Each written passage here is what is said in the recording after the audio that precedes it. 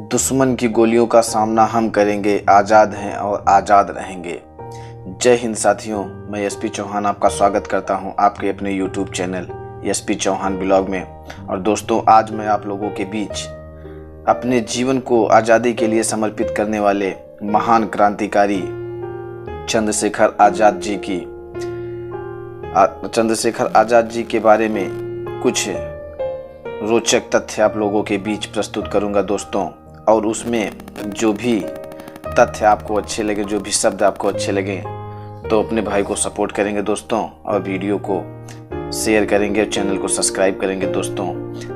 तो मैं बताना चाहूँगा दोस्तों कि चंद्रशेखर आज़ाद जी एक ऐसे महान और जांबाज योद्धा थे जो अपने आप को आज़ादी में समर्पित किए ही थे दोस्तों, साथ ही साथ दूसरों को भी आज़ादी की समर्पण की भावना का संचार कराते थे दोस्तों। और यही वजह है कि आज स्वतंत्रता में उनका एक अलग स्थान है। और साथ ही साथ दोस्तों, चंद्रशेखर आज़ाद ही एक ऐसे जांबाज योद्धा थे जिन्हें अंग्रेजी हुकूमत जीते जी नहीं पकड़ पाई साथियों।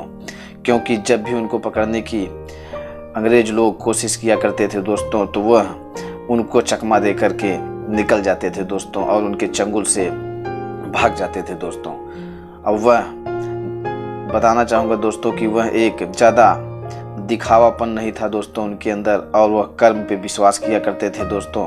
इसलिए उनकी ज़्यादा फोटो और ज़्यादा उनके इतिहास में नाम कम दिखाई देता है दोस्तों। और आज मैं शुरू करता हूँ उनके जीवन से लेकर अंत तक, जब तक वो अंग्रेजी सरकार को जब तक हिला के रख दिए थे दोस्तों।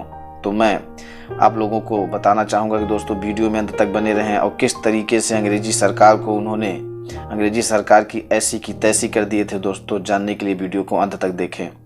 तो मैं बताना चाहूँगा दोस्तों कि 23 जुलाई 1906 में जब इनका जन्म हुआ, भावरा एमपी में उनका जन्म हुआ, तो जन्म के समय इनके पिताजी इनका नाम चंद्रशेखर तिवारी रखे थे। साथ ही मैं ये भी बताना चाहूँगा दोस्तों कि ये इनका नाम बाद में आज़ाद हो गया दोस्तों, और कब हुआ उसको भी जानने के लिए आप वीडियो में अंत तक बने रहें दोस्तों। तो मैं बताना चाहूँगा इनके पिता का नाम सीताराम तिवारी था दोस्तों, और माँ का नाम श्रीमती जगरानी देवी। और इनका परिवार यूपी के उन्नाव में रहने वाला था दोस्तों, और यूपी में इनके पिताजी उन्नाव में रहते थे दोस्तों। लेकिन जब यहाँ पे भीषण अकाल पड़ा दोस्तों, तब यह यूपी को छोड़ करके एमपी में जाकर बस गए थे दोस्तों। और मैं आगे बताना चाहूँगा दोस्तों, आपको आगे लेकर चलता हूँ। चंद्रशेखर आज़ाद जो थे दोस्तों, वो शुरू से ही बहुत विद्रोही प्रवृत्ति के थे, और अक्सर ही जब कोई गलत कार्य ब्रिटिश लोगों के द्वारा, अंग्रेजों के द्वारा किया जाता था, तो उसको वो बर्दाश्त नहीं कर पाते थे दोस्तों। और उन्हें न तो अंग्रेज सरकार का नियम ठीक ठाक लगता था, और न भारतीयों पर जुल्म उनको अच्छा लगता था दोस्तों।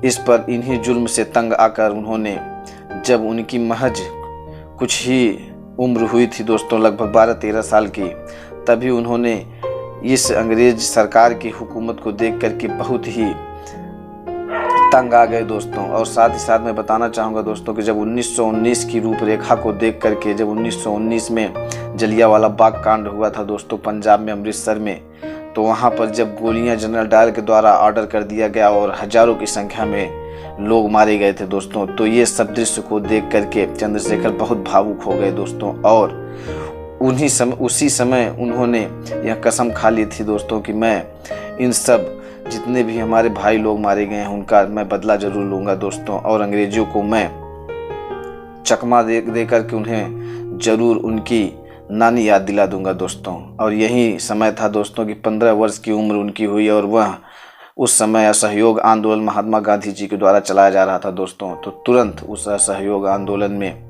चंद्रशेखर आज़ाद जी शामिल हो गए दोस्तों, और शामिल होकर के उसमें नेतृत्व करने लगे दोस्तों। और मैं बताना चाहूँगा कि उसी समय अंग्रेजी सरकार ने जो भी आंदोलनकारी थे दोस्तों, उनको पकड़ कर जेल में बंद कर दिया।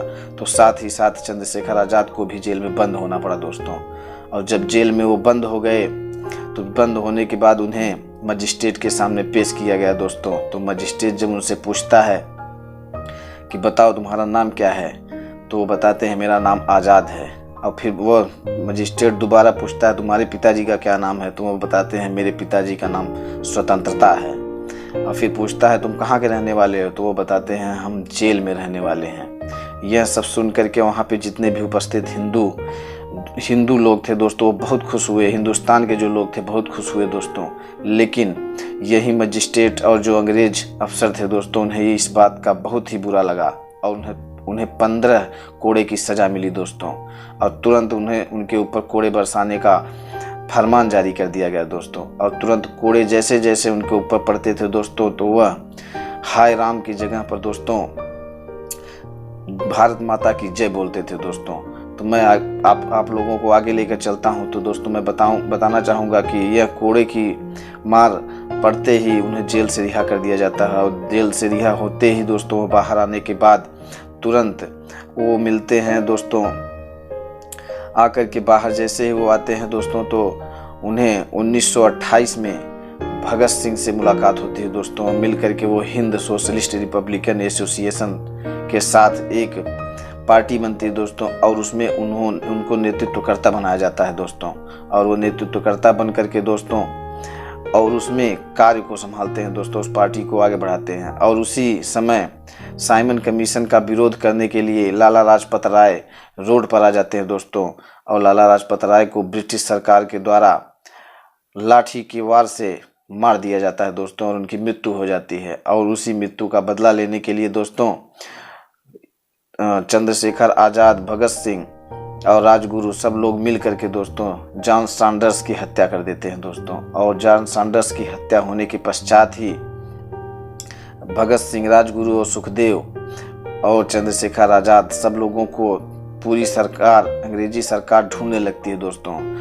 तो आज़ाद ही थे दोस्तों, वो वहाँ से रफू चक्कर हो जाते हैं। और भगत सिंह, राजगुरु और सुखदेव तीनों लोग पकड़े जाते हैं दोस्तों। और सन 1931 की बात है दोस्तों, 23 मार्च सन 1931।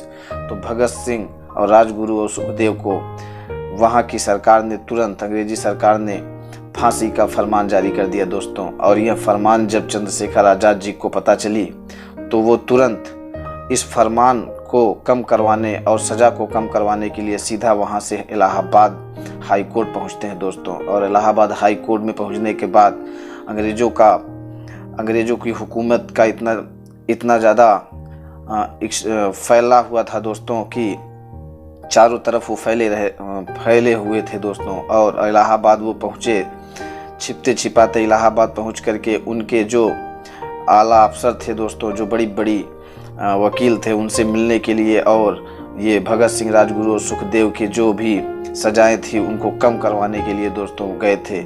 और इसी बीच वहाँ पर जो भी वकील थे उनसे मिलने के लिए दोस्तों कुछ समय ज़्यादा लगने की वजह से वो अल्फ्रेड पार्क में चले जाते हैं दोस्तों। और सोचते हैं कि यहाँ कुछ समय मैं बिता लेता हूँ, उसके बाद फिर चलकर वकीलों से मिल करके और राजगुरु और भगत सिंह, सुखदेव के जो भी लगाए गए उनके ऊपर ये जो सजाएं हैं उसको कम करवाएं। तो यही सोच कर केवल अल्फ्रेड पार्क में बैठे थे दोस्तों, तभी कोई सूचना दे देता है अंग्रेज सरकार को। और अंग्रेजी सरकार तुरंत अल्फ्रेड पार्क में पहुंचकर दोस्तों तड़ातड़ गोलियां चलने लगती हैं दोनों तरफ से दोस्तों। और पूरे अल्फ्रेड पार्क के चारों तरफ से ब्रिटिश सेना घेर लेती है चंद्रशेखर आज़ाद जी को। आज़ाद जी लगातार गोलियां चलाते हैं दोस्तों, और उधर से भी बदले में अंग्रेजी सरकार भी गोलियां चलाती है दोस्तों। लेकिन अंत में जब एक गोली चंद्रशेखर आज़ाद जी के रिवाल्वर में बजती है दोस्तों, तो वो कहते हैं कि मैं इनके हाथों नहीं मरूंगा और मैं आज़ाद था, मैं आज़ाद ही रहूंगा। और अपनी अंत गोली को अपने सर में खुद ही मार लिए दोस्तों, और इस शहादत को कबूल हो गए दोस्तों। और इस प्रकार जन्म के बाद ही वो आज़ाद थे दोस्तों, और शहादत के बाद भी वो आज़ाद थे। ऐसे 24 वर्ष के इस महान जांबाज चंद्रशेखर आज़ाद जी को बार बार नमन करता हूं दोस्तों, और मैं कोटि कोटि प्रणाम करता हूं दोस्तों। और इसी के साथ मैं दोस्तों बताना चाहूँगा कि यदि ये 4 लाइनें आपके हृदय को छुई हों दोस्तों, आपके अंदर किसी भी प्रकार से चंद्रशेखर आज़ाद जी के प्रति सैल्यूट आपके मन में आया हो दोस्तों, तो एक बार अपने भाई का सपोर्ट करेंगे और वीडियो को शेयर करेंगे दोस्तों। जय हिंद, जय भारत।